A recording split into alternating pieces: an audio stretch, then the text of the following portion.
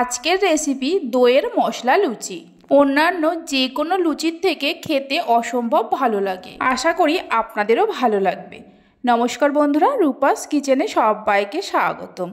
তাহলে চলুন দেখে নেওয়া যাক। শুরু থেকে শেষ পর্যন্ত দেখার জন্য আপনাদের কাছে অনুরোধ রইল। প্রথমে একটা পাত্রের মধ্যে নিয়ে নেব 1 বাটি টক দই। ওজন হিসাবে 200 গ্রাম টক দই আছে। টক দইয়ের মধ্যে দিয়ে দেব বাড়িতে যে ছোট চামচ থাকে ওই চামচেরই হাফ চামচ বেকিং পাউডার আর ওই চামচেরই 3 ভাগের 1 ভাগ বেকিং সোডা। 1 চামচ সাদা তেল দিয়ে দেব, 1 চামচ চিনি দিয়ে দেব। দইয়ের সঙ্গে সব কিছুকে খুব ভালো করে মিশিয়ে নেব। বেকিং পাউডার বেকিং সোডা যদি না থাকে তাহলে 1 প্যাকেট ইনোর ব্যবহার করতে পারেন। দইয়ের সঙ্গে সব কিছুকে মিশিয়ে নেওয়ার পর যে বাটি মেপে দই নিয়েছি ওই বাটির 2 বাটি ময়দা দিয়ে দেব। ওজন হিসাবে 400 গ্রাম ময়দা আছে। ওই বাটিরই হাফ বাটি সুজি দিয়ে দেব। ওজন হিসাবে 100 গ্রাম সুজি আছে।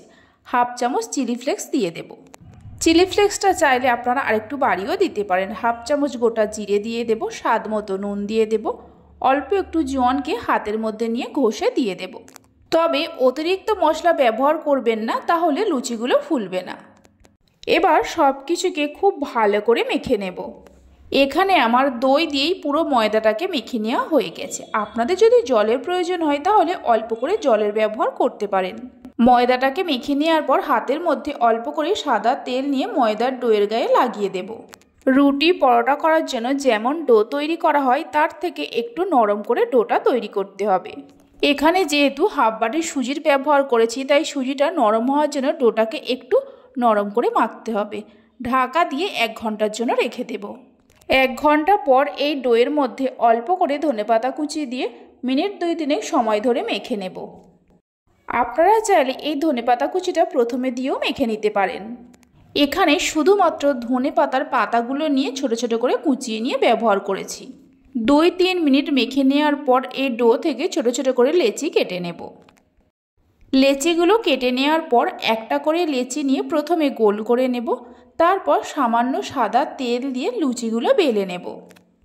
এই পদ্ধতিতে একবার দইয়ের মশলা লুচিটা বাড়িতে বানিয়ে দেখতে পারেন।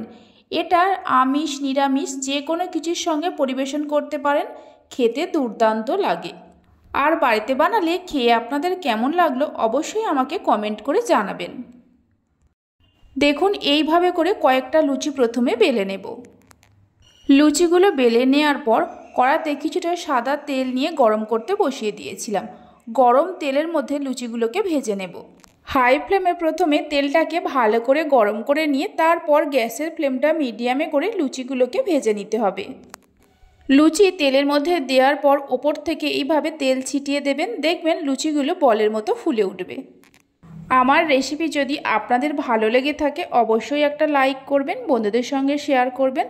ভালো লাগলে চ্যানেলটি সাবস্ক্রাইব করে পাশে থাকা বেল আইকনটি প্রেস করবেন নতুন রেসিপির আপডেট সবার আগে পাওয়ার জন্য।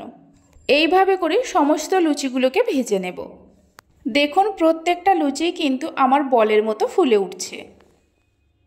সমস্ত লুচিগুলোকে ভেজে নেওয়া হয়ে গেছে।